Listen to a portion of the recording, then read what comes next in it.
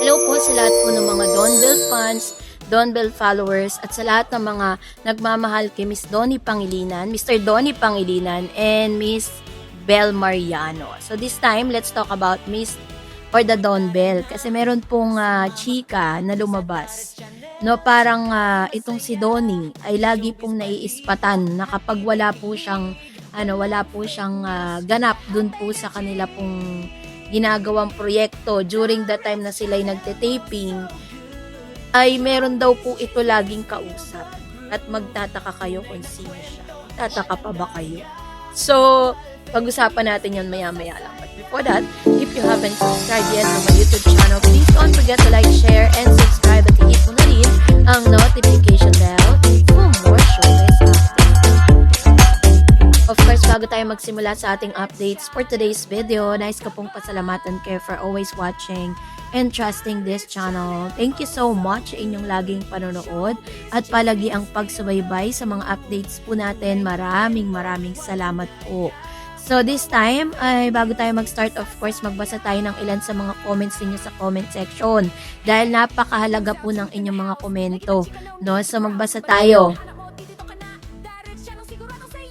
So, salamat po. So, basahin natin ang unang komento mula kay Miss Lolita Carcueva. Sabi niya, Donbell forever. Sabi ni Joro Vlog, naku, kahit sa Hollywood, may mga actor na ayaw tumanggap na may kissing scene. Kasi kissing scene, search nyo. Kaya depende yan sa isang artista, tatanggap siya o gugustuhin niyang may ka-kissing scene.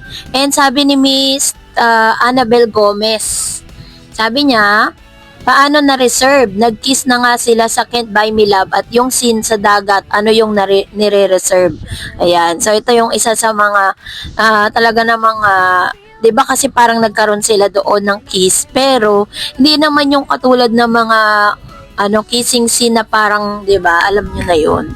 And of course, sabi ni Miss Joro Vlog, si Lois Andayo nga ayaw niya na may ka-kissing scene si Ronnie Alonte.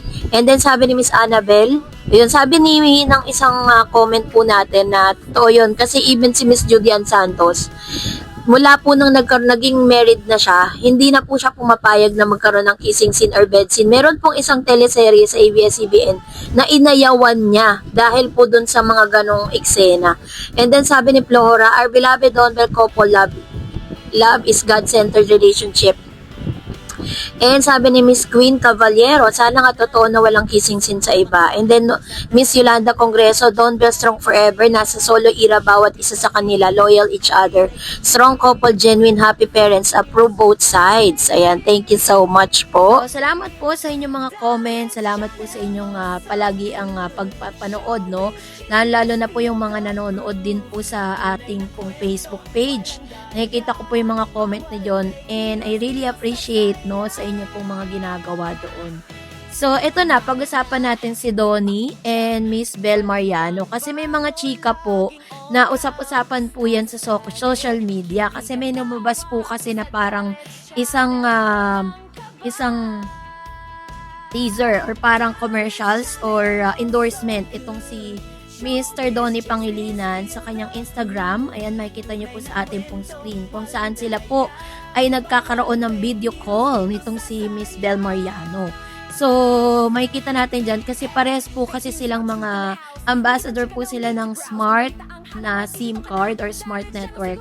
Kaya po talagang they are really obliged, no, na maglabas ng ilan sa mga kanilang mga ini-endorse na mga product using their platform. Kasi yun ang pong uso ngayon. Since hindi na po ganun kalakas ang Pray TV, mas minamabuti po ng mga artista, lalo-lalo na yung mga kinukuhang endorser, na gamitin yung kanilang personal social media account para po i-promote yung kanilang mga produkto.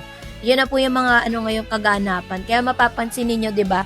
Kapag po dinalaw ninyo ang ilan sa mga social media accounts ng mga artista, more of that is nakikita natin na meron silang ini-endorse ang product. Kasi yun po talaga yung ginagawa nila just to endorse their yung pinopromote nilang produkto. Ganon din po si Bel at saka si Donnie.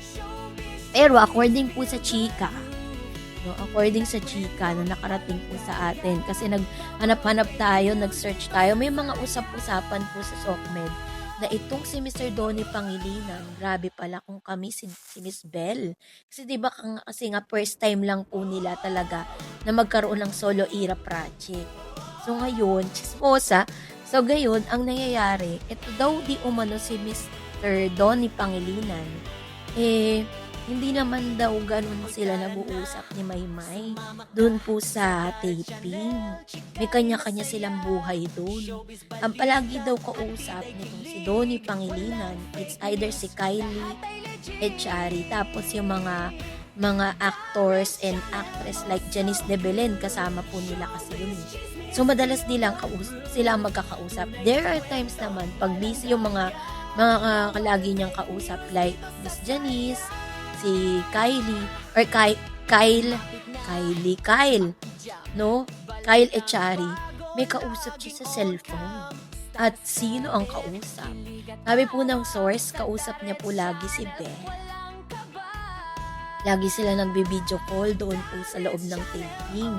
So, hindi pala talaga totoo yung chika na nagbabanding sila ni MM yung mga time na yun. Talagang si Belle pa rin talaga yung yung kanyang kausap kapag po wala siyang kailangang i-take pero nandun siya sa place. Nagbabay time siya. Si Belle talaga ang kanyang tinatawagan. Syempre, bukod doon yung family niya, yung mommy niya at daddy niya. Pero most of the time, kausap daw ni Don ay si Belle Mariano.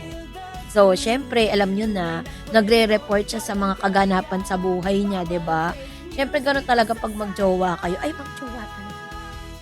So, gano'n talaga pag magjowa. Lagi silang nag-uusap, lagi silang nag-a-update sa isa't isa. Inamin din naman niya ni Miss Belle sa mga interview niya na madalas talaga si Mr. Donnie is very updated siya.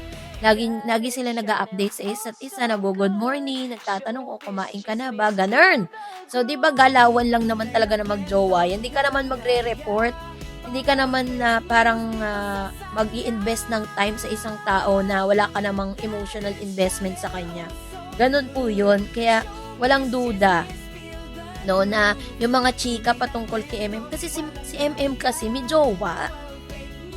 Nakita naman natin yung jowa niya at hindi naman porkit magkasama sila sa isang project, kailangan maging close na sila, 'di ba? Kailangan maging clingy na sila sa isa't isa.